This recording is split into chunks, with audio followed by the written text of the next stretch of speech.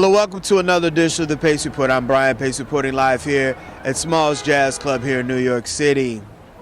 Tonight here on the Pace Report, you're going to witness the reopening as well as Phase 5 here in New York City, which Mayor de Blasio as well as Governor Cuomo has issued, allowing jazz venues as well as restaurants and other venues to allow people to eat and enjoy music at 25%.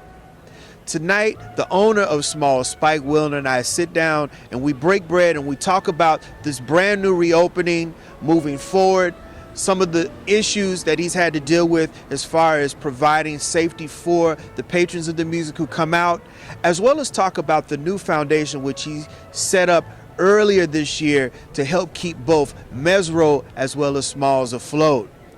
So sit back, relax, and enjoy highlights of Spike Wilner here on the Pace Report, live at Smalls, here in New York City.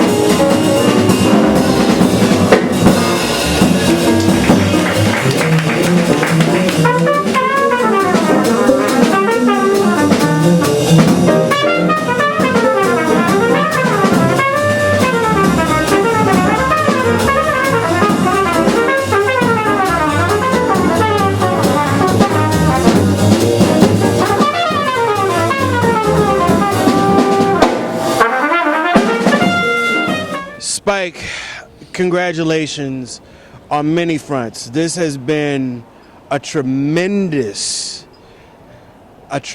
fight for you for the last 6 months. How are you holding up? Well, it's been stressful, but I think we're seeing the light at the end of the tunnel a little bit, at least. You know, we're just trying our best to really, at this point, stay afloat. That's been our goal ever since March 15th. Now, what you've done is you have started the SmallsLive Foundation for Jazz and Art Education on April 8th of this year. Explain to my viewers what people can do to get involved with this. Okay, well, the SmallsLive Foundation is a not-for-profit arts foundation that I created 2 years ago with the idea that it could subsidize the venues, because I was seeing the expenses growing at such an alarming rate that I knew that our brick and mortar business wasn't going to be able to handle it if it grew in expense. But it wasn't until the COVID pandemic and they shut us down on March 15th that it became imperative for me to really launch this foundation, because I knew that the venues were really going to need it, and so we got to work very quickly. Fortunately, we had already done a lot of that work over the last 2 years, especially with the new website, so we were really prepared in a miraculous way. And then the first person to give us some money was Billy Joel, the rock star, gave us $25,000, and that inspired us to do something called Keep the Cats Working Again. And we've been doing it ever since June 1st. We did our first one, and this is number 123 or something like that at this point, where we pay one band a day to play basically an hour, 15-minute concert, and we live stream it from the club. And it's been to an empty house because we haven't been allowed to have anyone in there until today. In fact, is our first day where we're allowed to have some public in there. The governor is giving us a 25%.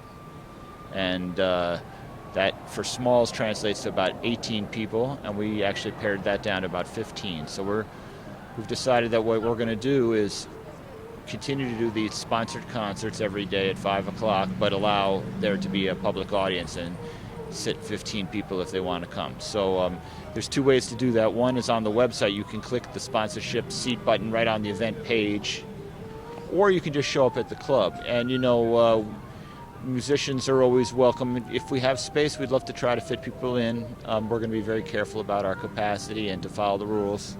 But we want to be open, even if it's just in a symbolic way. We're glad to just have a few people down here. Now that's smallslive.com, right?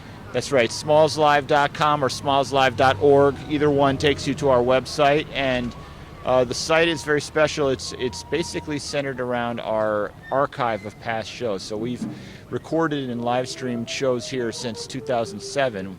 Started in September. So right now, September of 2007, excuse me, and since then have accumulated about 18,000 shows in our archive. About 4,000 musicians or more are covered in there, and you can go to find musicians by their instrument or about their name or date, and then you'll get the show, who was on the show, and of course be able to listen to it or watch the video of that particular show. And then now in our new site, you can also sponsor those artists directly. For example, if you find an artist that you enjoy in the archive and you want to sponsor that artist particularly, you can simply do that by pressing a button and he'll be sponsored. This is all tax deductible because it's an arts charity. So, but once the pandemic hit, what happened is that we began to really work. The foundation became the only thing that actually functioned during that period, because Smalls and Mezzrow basically collapsed once the businesses ended everywhere. And I was going to ask you, not to cut you off, because you run Mezzrow, which is the next block up. How is that affecting Mezzrow also at this stage now that we're reopening? Well, Mezzrow is I worked out something with the landlord over there because it's a different landlord than Smalls, and I took care of all the rent for this year, so till the end of 2020, Mezzrow's clear. I've been kind of keeping it on mothballs and not yet opening there. My intention with Mezzrow is to first see how it feels over here, operating in this particular kind of way, and if we can make it work, I'll open Mezzrow too. It really depends right now. It's a question of dollars, because you have to do, it's like we're only allowed 15 people at the moment, so that's not nearly enough to create a business that's sustainable. But we do it more just so we can get going, get the machine running again and see what happens. doing both at the same time might be a little foolish. But we'll see. Mezzrow is a question mark for me because it really depends on what happens at the end of this year. I can't really float both of the clubs simultaneously. I've come to that conclusion. So Mezzrow, unfortunately, may, if I have to, Smalls. The thing with Smalls is that it's associated with our international presence, and the name is very, very well known. And Mezzrow was a great club. It made, I hope we can keep it open, man. It breaks my heart. Mezzrow's like, the apple of my eye. We worked my ass off to make it happen, and I love it down there. You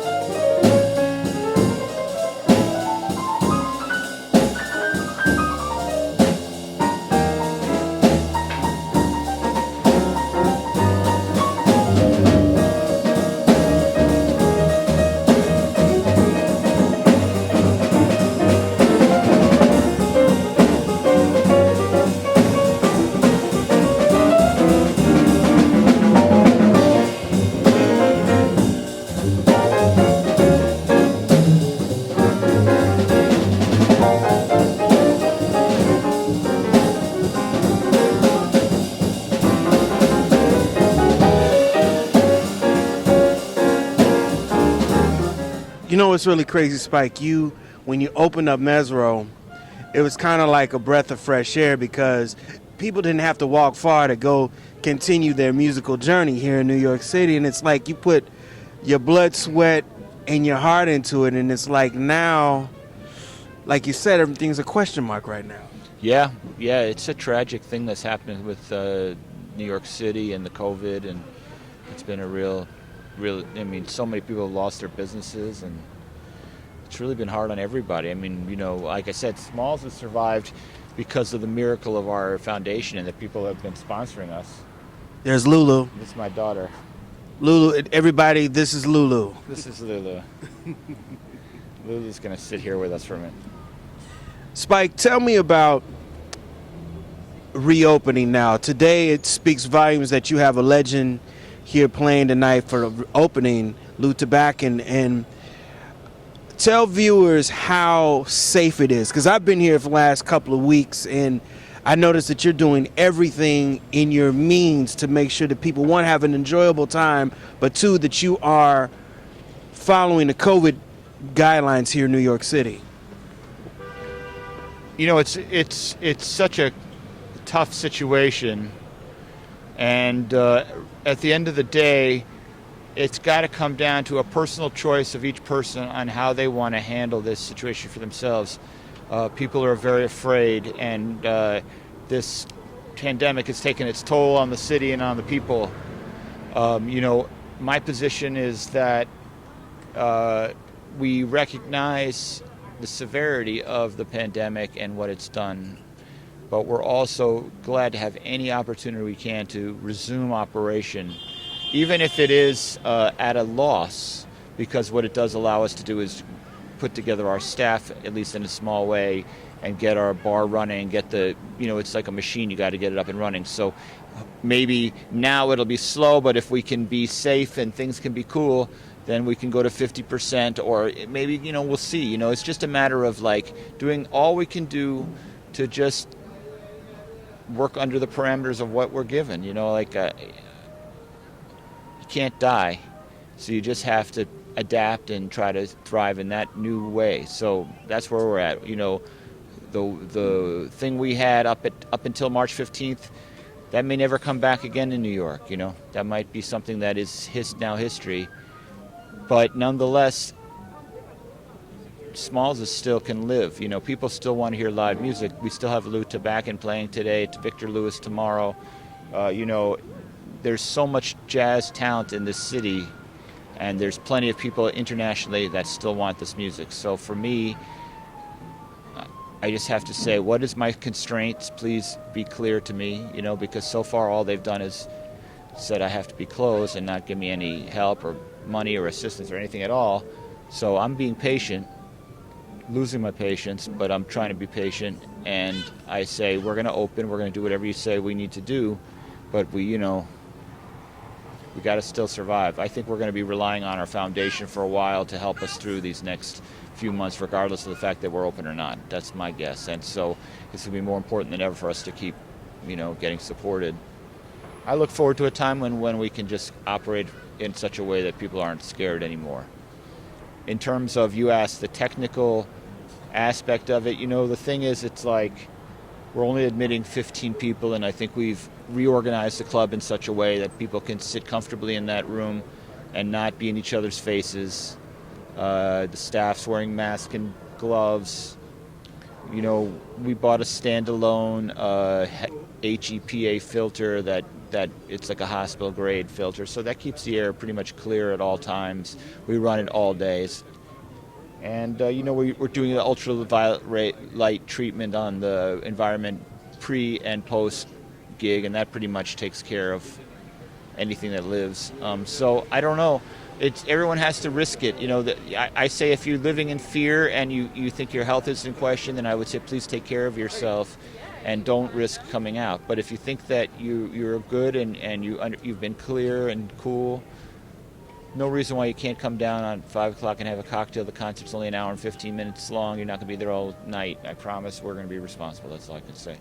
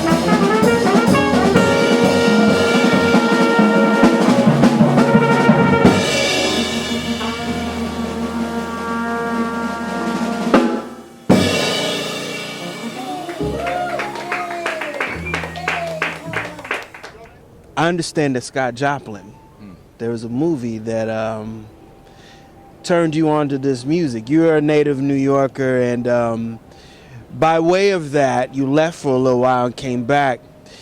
Scott was probably one of the preeminent cats of the blues idiom, but you chose him as one of the cats that kind of opened you up to the music. Why? Well, it's funny you brought it up. I just saw a clip of it on YouTube. It's this movie about Scott Joplin starring Billy D. Williams. I don't know what year it was. Must have been 70s.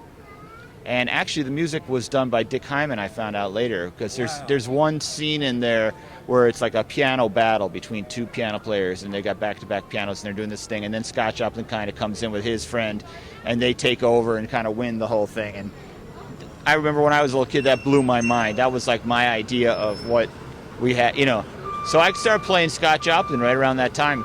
That was like 4th grade for me. And that music, just starting with ragtime, I don't know, I loved ragtime music. I loved the whole feeling of it and all it's a beautiful music. It's very delicate. Sometimes it's real raucous. And it started me on my path for jazz, because I ended up getting the jazz band in high school, and then I started to really study music. It wasn't until I was about 17, 18, that's when I started to really get serious about studying the music. When I was a freshman, I went to the New School at the New School Jazz Contemporary Music program. That was the very first year of that program, and it was founded by a man named Marty Lawrence. Kept it very open and loose environment. But I was very quickly attracted to the bebop idiom and started hanging out with Barry Harris and the crew of cats that would be up at his Jazz Cultural Theater and that kind of thing. So jazz was kind of, it chose you, you didn't choose it. Yeah, I think so. I think that I think I'm a reincarnated spirit from the 50s or something, man. I right now feel like I'm, an anachronism in my own time. I'd rather be back then, even though in a lot of ways that was worse. But right now it's the worst I think American society's ever seen, by far. Because before, only certain people didn't have freedom, and now no one has freedom. I think the whole population doesn't understand how trapped we are, like rats in a bottle or whatever. But anyway, yeah, I don't know. I loved that old shit, man. 1930s, really. That was my sweet spot. I loved, like Art Tatum, is the greatest of all time, and Bud Powell. Tommy Flanagan is one of your heroes. And I noticed last night, I have a story, a sidebar to this. I saw Tommy Flanagan at the Detroit Jazz Festival, and he played a set, and he passed out, and they literally had to walk him out. It was one of the saddest things I'd ever seen in my entire life. But when he was on that band stage, you understand why musicians in the 50s and 60s chose him as that pinpoint guy. I always loved Tommy Flanagan just because he represented to me like a modesty in music that I think is a real lost trait. He would play with a very, Tommy was in my mind was the kind of player that played, he was a bebopper, but he played so lyrically and with a very pretty touch. And he had a lot of fire when he wanted to unleash it, but a lot of times he just played these beautiful understated phrases right in the pocket, real swinging, and just a great guy. I got to meet him a few times, hang out with him, and I always thought he was a wonderful person. That's all I can say. I loved him. I love all those guys from Detroit. Barry Harris, I consider to be my teacher, and Kirk Lightsey and Harry Whitaker and Roland Hanna, and there was a whole, of course, Hank Jones. Right. That whole era for me is some of my favorite music. That's kind of where I ended up being. I never really got much enamored by the contemporary leaders in my own music, although I certainly love them. But I don't know. That'll do it again for another edition of the Pace Report, reporting live here at Smalls, here in New York City. I'd like to personally thank Spike Wilner for his time, also the staff and management as well. People, if you're in New York City, please come out and support Smalls. They're open 7 days a week. They begin their live shows at 5 o'clock. And for more information on upcoming show dates and directions, visit them online at SmallsLive.com. Please like, share, and subscribe to my videos, as well as visit my website, thepacereport.com, for my weekly column, as well as my past segments. Till next time, remember, if it's in the groove, it'll make you move. Till next time, peace.